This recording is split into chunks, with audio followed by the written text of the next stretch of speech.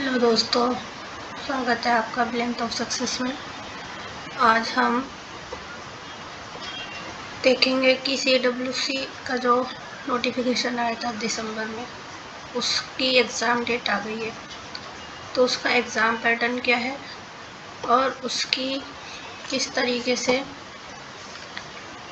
Syllabus को हम define करेंगे और उसके अकॉर्डिंग प्रीवियस ईयर पेपर्स से हम एनालिसिस करेंगे। तो आज के वीडियो में हम देख रहे हैं कि किस तरह से सिलेबस को बताया गया है।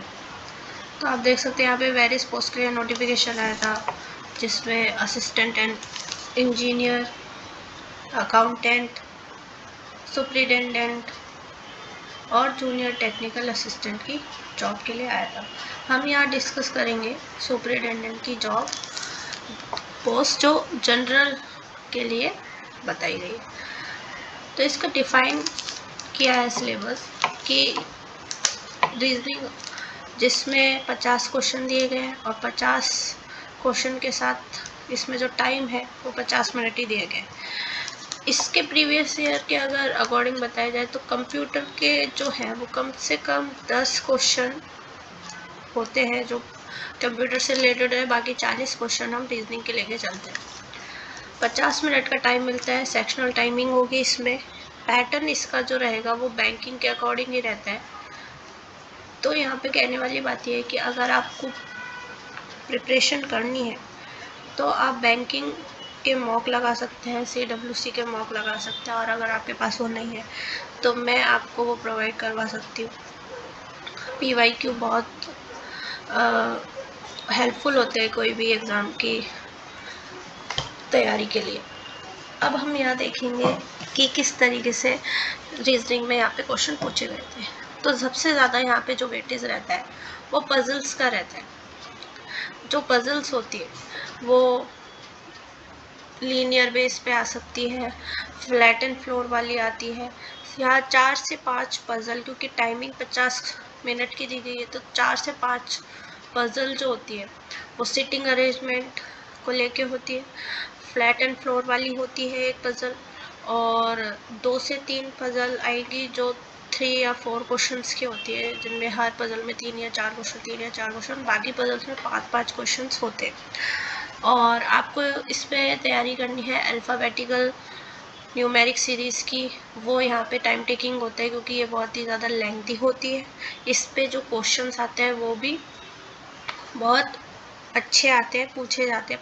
4 से 5 क्वेश्चन न्यूमेरिक सीरीज़ और अल्फ़ाबेटिक सीरीज़ के आते हैं। उसके बाद अगर हम देखें तो ब्लड रिलेशन होता है। ब्लड रिलेशन जो है, ब्लड रिलेशन का एक ही क्वेश्चन आता है।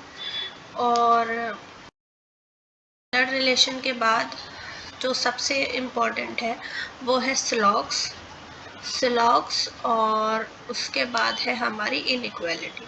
ये इसका डिफाइंड सिलेबस है, इससे बाहर कुछ भी नहीं आता है।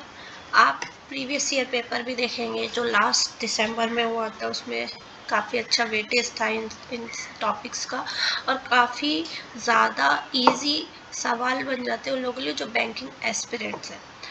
इसीलिए ये जो सब्जेक्ट है वो बहुत स्कोरिंग होता है। कंप्यूटर बहुत ही कह सकते हैं नॉर्मल आती है, हाँ, लेकिन इसके लिए पढ़ना पड़ता है क्योंकि 10 क्वेश्चन वेटेज के हिसाब से अगर देखा जाए तो इस सब्जेक्ट में कंप्यूटर जो है इतना डिफ़िकल्ट नहीं आता, बट अच्छा आता है।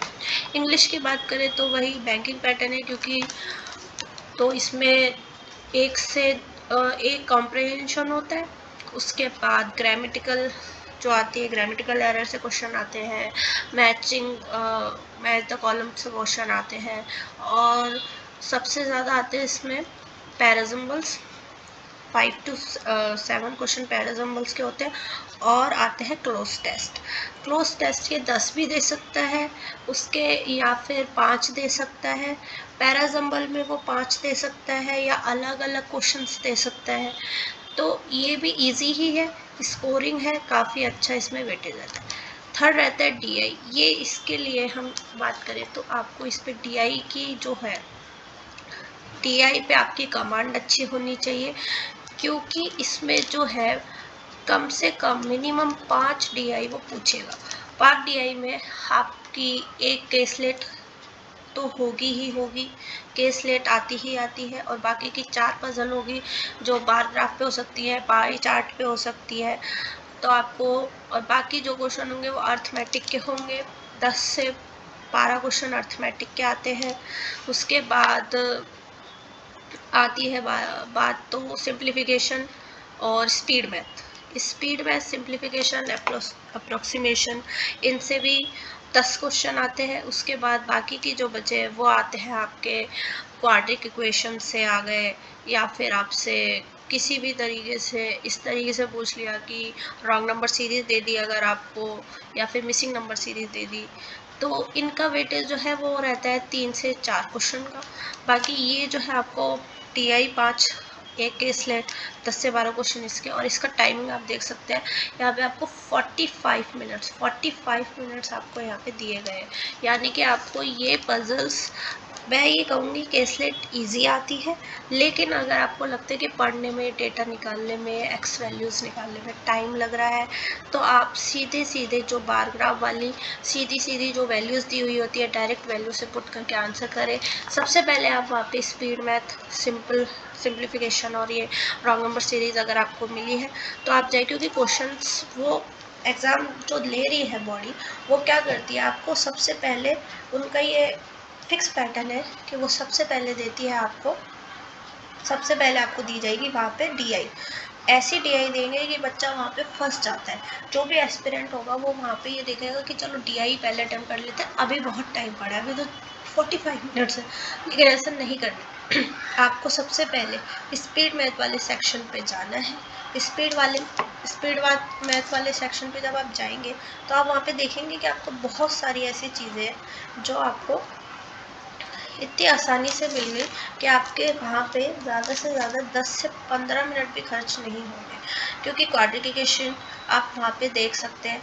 Q&A से क्वेश्चन आता नहीं Q1 Q2 से, तो आप रॉन्ग नंबर सीरीज़ इजीली बन रही है तो फटाफट करें, बेसिक नंबर सीरीज़ है तो वो करें, क्योंकि अगर वो स्टार्टिंग में नहीं दे रहे तो 100% वो सबसे लास्ट 41 से स्टार्ट करके, या आप देखेंगे 45 से आप स्टार्ट करेंगे, वो क्वेश्चंस आपके ये स्पीड मैथ्स के होंगे, तो आप वो अटेम्प्ट करें।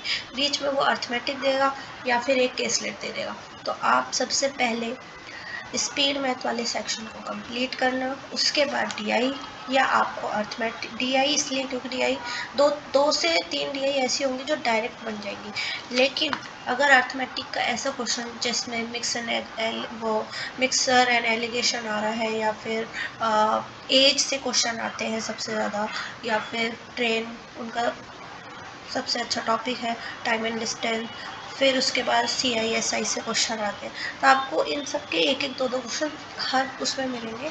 बहुत कम होगा जहां आपको क्यूब या फिर सिलेंडर से क्वेश्चन मिलेगा, होगा तो वो डायरेक्ट फॉर्मूला बेस होगा, तो इसमें आपको अपना टाइम वेस्ट नहीं करना है। आपको सीधे जो क्वेश्चन डायरेक्ट निकल जाए वो करना, क्योंकि हमको लगता है 45 मिनट्स है, बैंकिंग एस्पिरेंट जो प्री निकालते हैं वो 20 मिनट्स में 30 क्वेश्चन करके आते हैं, उनको लगता है बहुत टाइम, लेकिन नहीं, ये DIs जो आपको मिलेंगी वो इतनी लेंथी होती है। कई बार वो 2 डेटा देते हैं और उसमें से हमको थर्ड डेटा निकालना होता है, तो उस टेबल को बनाने में टाइम लग जाता है, इसलिए आप जो निकालते जा रहे हैं वो पहले करते जाना। उसके बाद आता है जनरल अवेयरनेस। ये थोड़ा डिफ़िकल्ट होता है कि लास्ट ईयर भी इसका जो वेटेज था वो काफ़ी अच्छा था, और 50 क्वेश्चन 50 नंबर के 25 ही मिनट मिलते हैं। ये कोई बड़ी बात नहीं, क्योंकि जो एस्पिरेंट्स हैं वो 20 मिनट में भी कर लेते हैं, 15 मिनट में भी कर लेते हैं। लेकिन सबसे जो इम्पॉर्टेंट बात ये है कि अगर आप जनरल अवेयरनेस की तैयारी कर रहे हैं और आपका लास्ट 6 मंथ रेडी है तो आपको कोई डरने वाली बात नहीं। लेकिन अगर आपने 3 से 4 मंथ का अच्छे से प्रिपेयर कर रखा है, जैसे अगर एग्ज़ाम फरवरी में हो रहा है तो आपको अक्टूबर से लेके जनवरी तक का पूरा अच्छे से रिलेट करना है, क्योंकि ये बैंकिंग से रिलेटेड कंपनी नहीं है, बट आपको दिख रहा है कि यहाँ पे जो पैटर्न है वो बैंकिंग है, तो थोड़ा बहुत आपको बैंकिंग नॉलेज, जिसमें बैंकिंग नॉलेज का मतलब ये है कि आपको थोड़ा बहुत ऐसी न्यूज़ पता होनी चाहिए जो बैंक से रिलेटेड हो, जिसमें से एक या चार क्वेश्चन ऐसे आते हैं। जनरल उसका जनरल जो ये जो करंट अफेयर रहता है वो बहुत वास्ट होता है, हम समझ नहीं पाते। तो मैं 2 टीचर्स को हम लोग फॉलो करते हैं मोस्टली, मेरे जैसे लोग जो करंट अफेयर्स को थोड़ा सा डिफ़िकल्ट समझते हैं। एक है आप बैंकर सट्टा का जो करंट अफेयर्स मंथली आता है वो पढ़ो, और गौरव सर है जो गौरव सर स्टडी IQ के, उनका जो करंट अफेयर आता है डेली भी कराते हैं वो, और उनका मंथली भी आता है, वो आप करो। उसको आप बार बार रिवाइज करो, मॉर्निंग इवनिंग 2 टाइम्स के कर लो, बाकी के टाइम में आप इन सब्जेक्ट्स की प्रिपरेशन करो।